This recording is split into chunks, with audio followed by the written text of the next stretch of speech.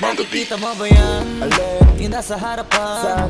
Basta lamingon ka na lang. Anong meron dyan? Ewan ko masyadong maiwaga. Sobrang inis ka kaya ang daming humahanga. Teka malapitan nga, nasa na ba yun? Marami din kasi akong gustong itanong.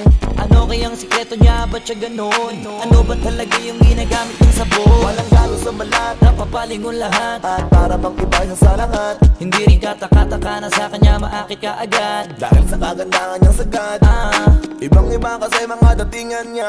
Sa kutis niya balang nakakasilaw na. Kadalasan kasi pinag-iisipan siya. Pinagawa niya lang lahat kaya nilinaw niya. Simple lang naman daw na maging katulad niya.